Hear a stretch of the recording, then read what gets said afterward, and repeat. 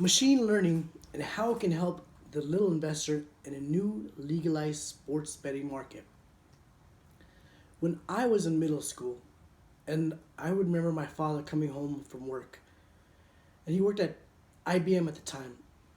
He would come home tired, stacking boxes 10 feet high in the living room, just staring at them.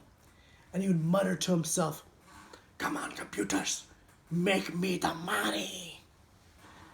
Never did I think 35 years later that I would be muttering the same things to myself as I poured my data into my Python machine learning program. Come on, computers, make me the money. Ladies and gentlemen, Speaker Bureau leaders, from detecting skin cancer to sorting vegetables in a farmer's harvest, machine learning has granted computer systems entirely new capabilities.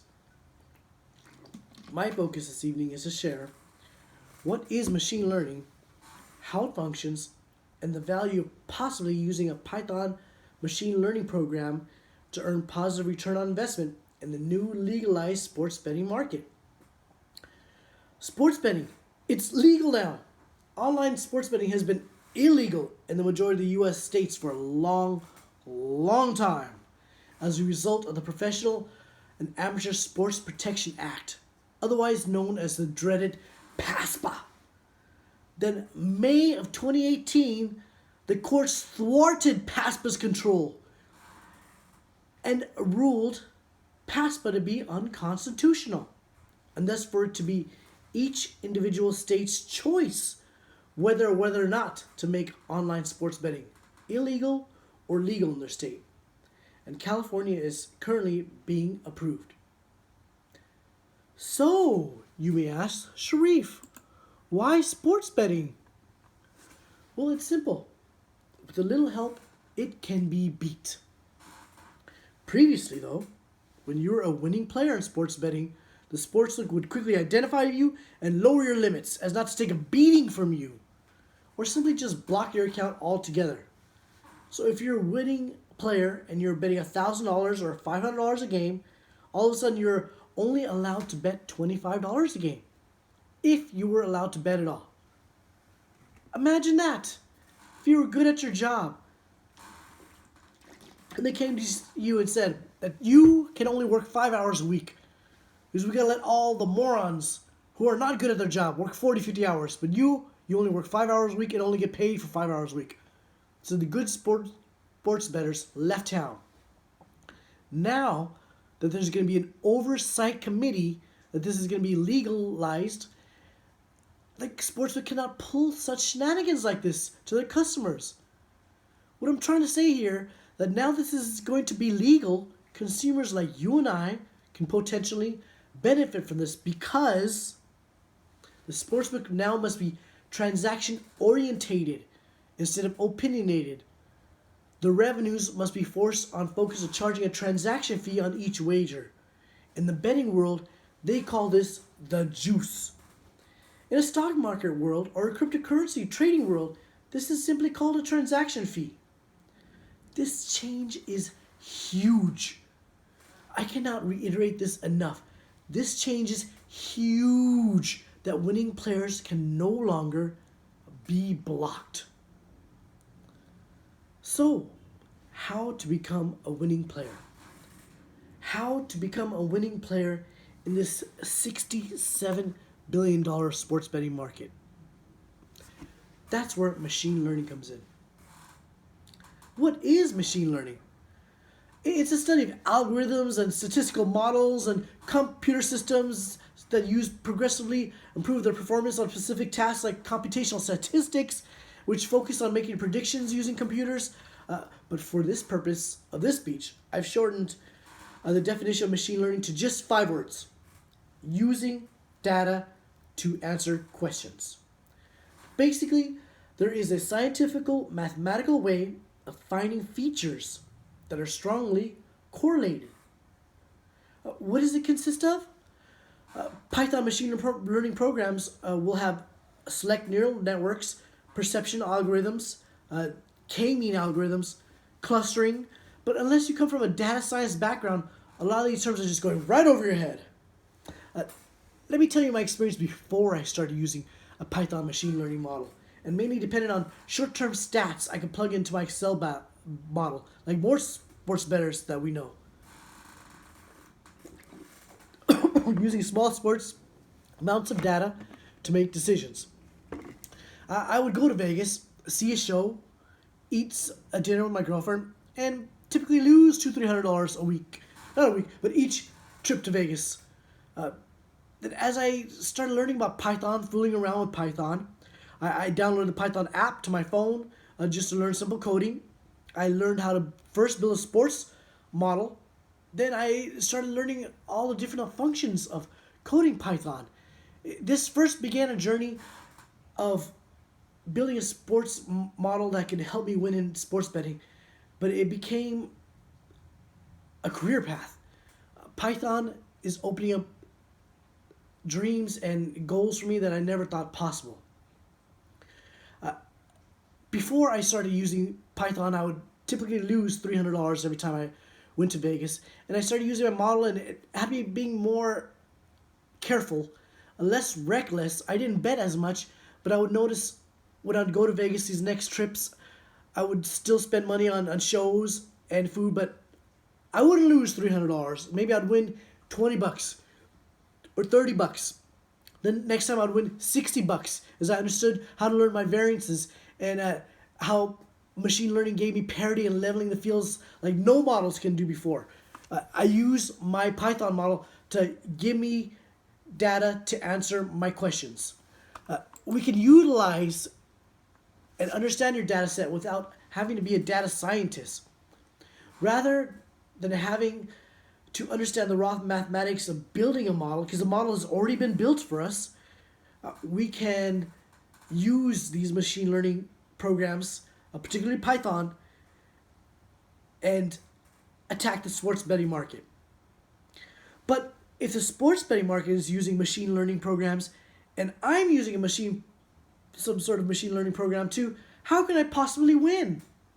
Well, first of all, you're not competing against the sports books. They set the line. They say, hey, it's the Cowboys plus 7 points playing the Raiders minus 7 points. And as more people bet the Cowboys, they have to entice this side of the bet to attract more bettors to even the bets. They say, hey, we'll give you 5 points for the Raiders. We'll give you 4. We'll give you 10 points for the Raiders to even up the bets. So your machine model Python program will alert you, hey, there's value. The books are giving you 10 points. You are simply competing against 99% of the other bettors out there.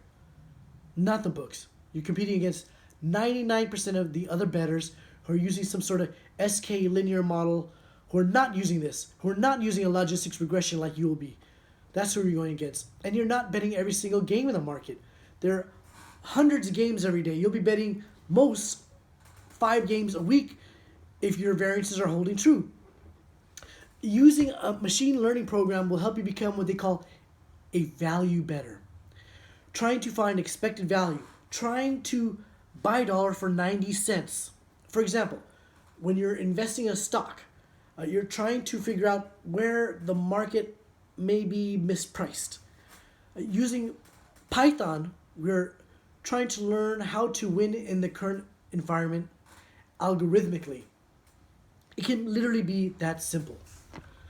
Sports betting is basically 2 parts. It's picking winners and managing the fund. We'll get into more tips of managing the fund shortly, but let's get back into the machine learning programs that can be useful to you. Choosing a model. Choosing a model in Python, like sklearn, and using it to explore your data so you can have an idea of what might be important to you in a sport would be very useful. Or even using a least square algorithm could be very useful in taking out what they call the noise in the sports. The cool team, the popular team, the trending stats will all be eliminating, giving you a true data in which to mine. It'll stop you from making decisions on trends. Trends are predictive and entertaining, but they do not have value. Explain like the Lakers have on Sundays, Since 1988, their record is 32 wins and 4 losses, whoever they play on Sundays when they're at home. But the team of 1988 and 1989 has nothing to do with the team of today. Those things do not correlate to each other. It's a fun trend stat, but it does not have true value. Using simple machine learning techniques like linear regression or logistics regression will help shave your bias a lot and give you a tremendous advantage. Having a quantitative background helps, but it's not important because you can learn less complicated dynamics that can help you with sports betting, like running aggression and knowing the value of this. I apologize. I can't teach you Python or any other computer program in a 20-minute segment. It would take a lot more time than that. Thankfully, it's not hard to take advantage of, though. The Python program, the tooling is actually quite good. All you need is data, a developer, which will be you, and the willingness to take a plunge. If you enjoy it like a hobby, like I do, you'll be making money with your hobby. Gathering data for your model. Where to gather it from. Learning how to simply web scrape data from fan graphs or going through different libraries and packages and web scraping is a good place to start. Preparing your data. How to determine what is predictive versus descriptive. Main thing you want to do is find leverage points of variance in your data. What is predictive versus descriptive? Example, while fumbles during the course of a football game is descriptive, there's no way to predict random chance events like this. Backtesting is my favorite of Python. This allows you to see how you would have fared if you had started a long time ago. It allows a person to simulate strategy and use historical data to generate results and analyze risks and profitability before risking any actual capital. If this interests you, computer languages I would recommend you to learn are R, Python, of course. Code Academy is a great source if you want to get started with this. The great Arthur C. Clarke established himself as a great prominent science fiction and nonfiction writer during the mid-20th century. He wrote such amazing novels such as 2001: Space Odyssey, and he was famously quoted as saying, "Any sufficiently advanced technology is indistinguishable from magic." I found machine learning not to be magic, rather tools and technology that can utilize to answer questions with your data. In closing, if you enjoy this like a hobby, you could just feed the data into a computer model and do like I do and say to your computer, "Come on, computer, make me the money." Thank you.